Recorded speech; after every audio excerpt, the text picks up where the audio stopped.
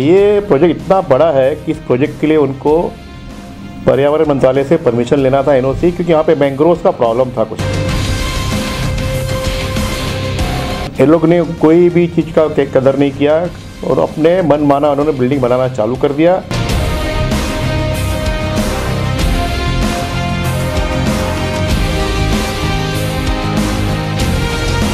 हथौड़ा तो जरूर चलेगा कि जब डेमोलिशन का ऑर्डर आ गया तो वापस जाएगा नहीं। मुंडे साहब ने जो किया है तो वापस तो होगा नहीं।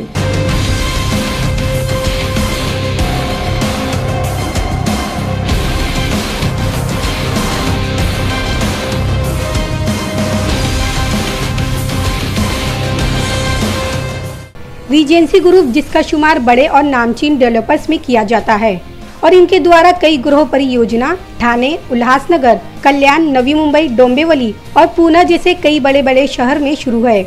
वहीं नवी मुंबई में रीजेंसी डेवलपर्स द्वारा पिछले कई साल पहले शुरू किया गया गृह परियोजना का निर्माण कार्य खटाई में पड़ा हुआ है। दरअसल नवी मुंबई स्थित नेरुल सेक्टर 14 R3A पाम बीच मार्ग पर सारे नियमों को ताक पर रख बिना किसी अनुमति लिए सिडको, नवी मुंबई महानगर पालिका और नवी मुंबई पुलिस की आंखों में धूल झोंक कर रीजेंसी ग्रुप द्वारा तकरीबन 4200 स्क्वायर मीटर की भूखंड पर 18 मंजिला इमारत का निर्माण कार्य जोरों से शुरू था, जिसे अवैध करार देते हुए नवी मुंबई महानगर पालिका द्वारा इस इमारत के निर्माण कार्य को रोक दिया गया और उसे जमींदोज करने के आदेश जारी किए। इसी का खुलासा RTI कार्यकर्ता किशोर सिंह ने उजागर किया है। ये प्रोजेक्ट है रीजेंसी ग्रुप का, जो नेरुल के पाम बीच रोड पे चालू हुआ था कुछ 5-6 साल पहले, जिसका सेक्टर नंबर 14 है, प्लॉट नंबर R3A है। अच्छा, ये प्रोजेक्ट इतना बड़ा है कि इस प्रोजेक्ट के लिए उनको पर्यावरण मंत्रालय से परमिशन लेना था, एनओसी, क्योंकि यहाँ पे मैंग्रोव्स का प्रॉब्लम था कुछ। बट ये लोग ने कोई भी चीज़ का कदर नहीं किया और अपने मन माना उन्होंने बिल्डिंग बनाना चालू कर दिया और नगर पालिका से भी उनको कोई रोक टोक नहीं हुई।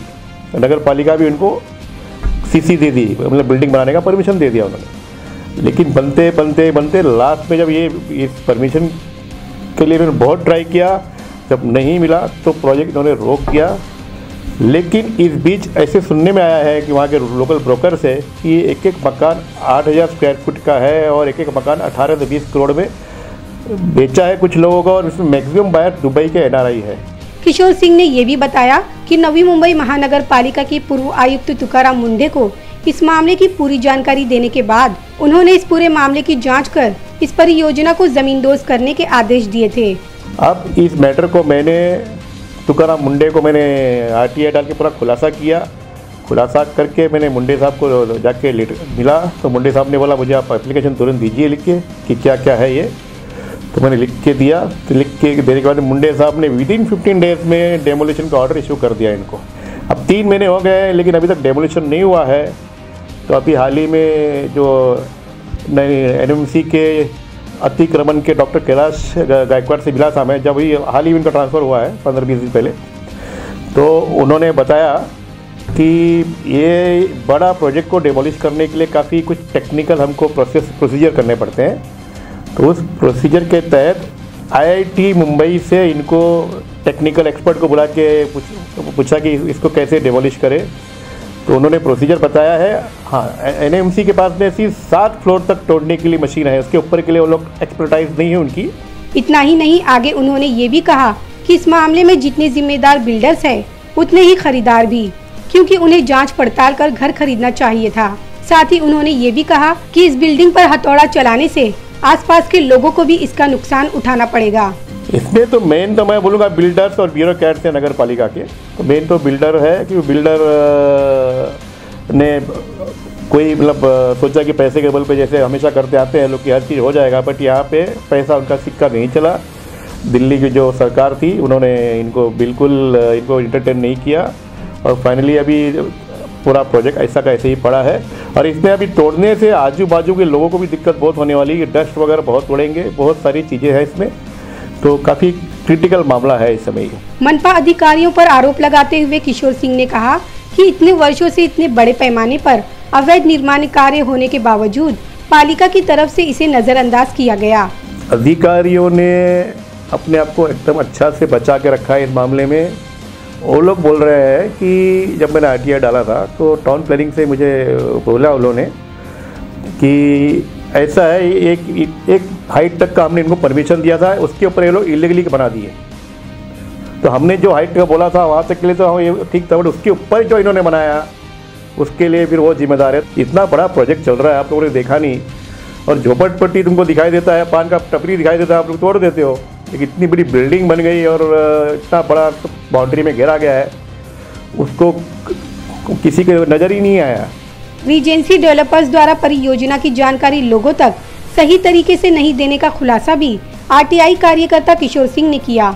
किसी भी प्रोजेक्ट में जब कंस्ट्रक्शन स्टार्ट होता है तो कंस्ट्रक्शन स्टार्ट करने के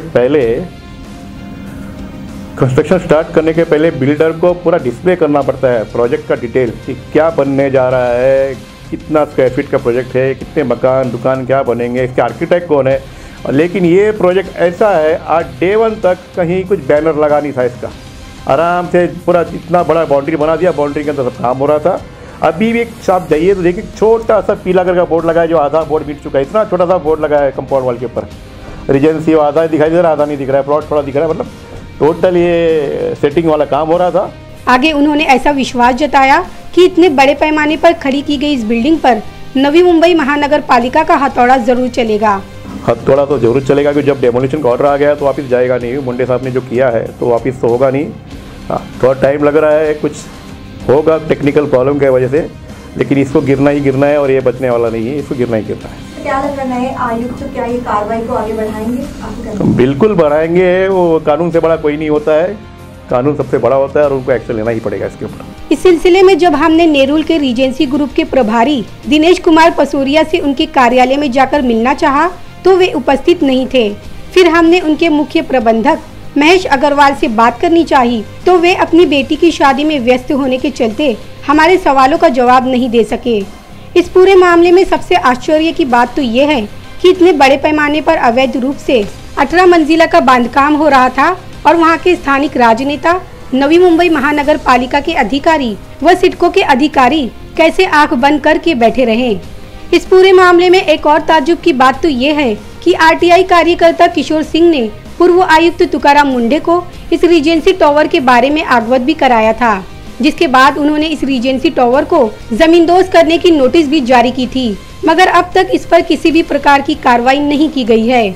और अब ये देखना दिलचस्प होगा कि नवी मुंबई महानगर पालिका के नवनियुक्त आयुक्त रामास्वामी क्या कार्रवाई करते हैं, ये तो आने वाला वक्त बताएगा।